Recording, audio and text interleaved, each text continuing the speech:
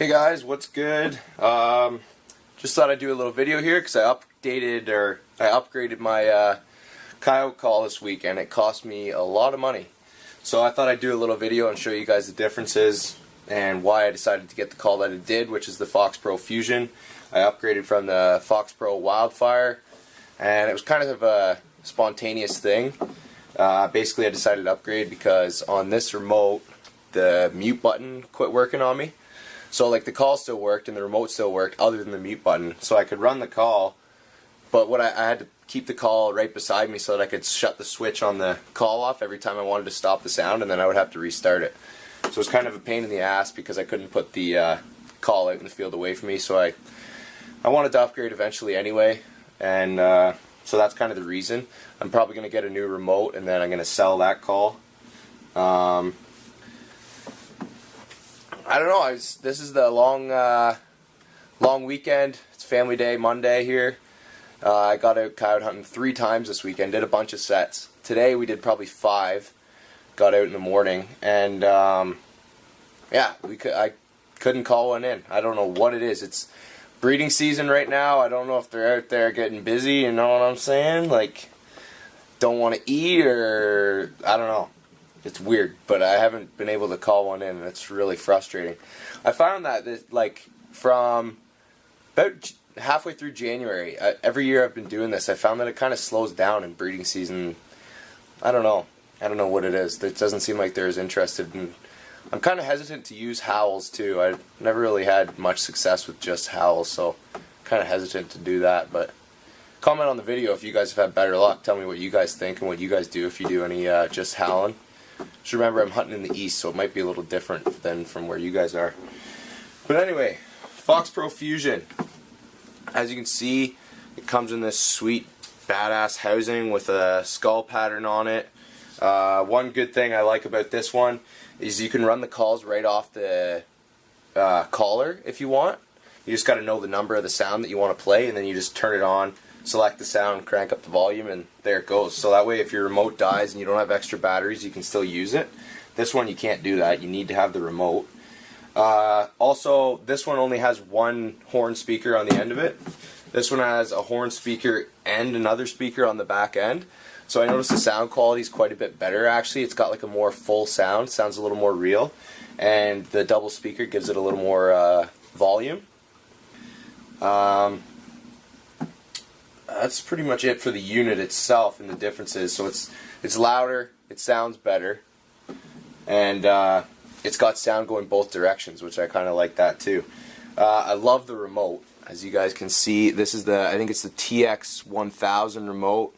So it's got all like your preset buttons, Fox data buttons up here, your send, your volume, all that stuff.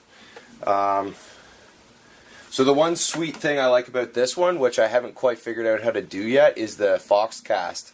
And they've got pre-made sequences on there, so like, and you can make your own. So you can program a whole sequence, like play this sound at this volume for a minute, then pause for 2 minutes, then play this sound at this volume for 2 minutes, pause for 3 minutes. So you can program it any way you want with whatever sounds, so that you can just set the call out there, hit it on, and sit there and just look around. You don't have to focus on the remote, no screwing around. You just put the call out there, you do your set, and you set it up the way you think you're going to be the most successful, and then you just let it go and you just focus on if there's something coming in or not.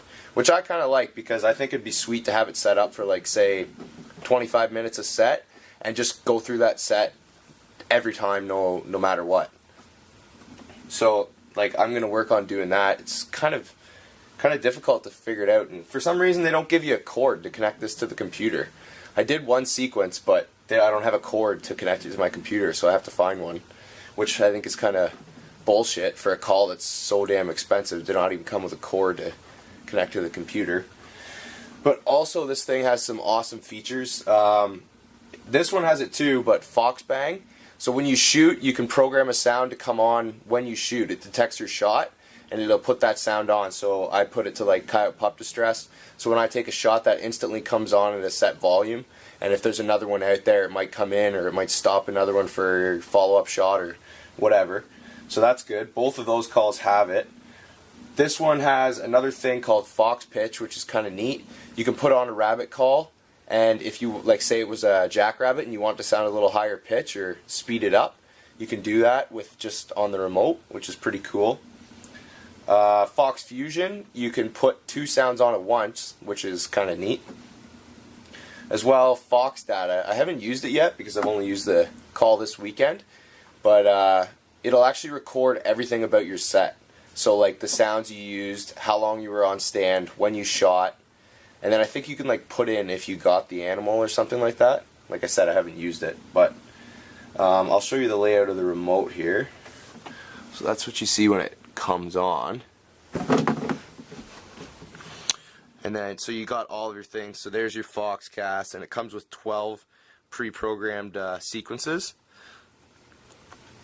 And then you got all of your types of sounds. And then also this remote has a light on it where it actually lights up these keys instead of being glow in the dark.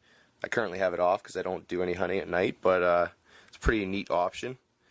Yeah, and the remote's just overall pretty sweet. It's a little bigger, but that's okay. So, yeah, I'm hoping to get the Foxcast going and set up a couple sequences that I like and be able to try that out. I also want to get the Foxjack decoy. It goes right on the back of here, but with the price of the call and how spontaneous the purchase was, I didn't quite want to spend the extra 60 or 80 bucks, whatever it is.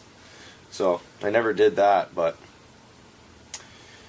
anyways, that's about it. So I upgraded the call. Hopefully this one calls in some coyotes for me soon, because I haven't had any luck this weekend, but it's been really cold here. It's been like minus 20 for a few days, so I was kind of surprised we didn't get anything to come out. You'd think they'd be moving, stay warm in that, but I don't know. I think it has something to do with the breeding. It seems to mess it up, but I heard from these guys, Downwind Outdoors. I don't know if you guys have heard of that channel.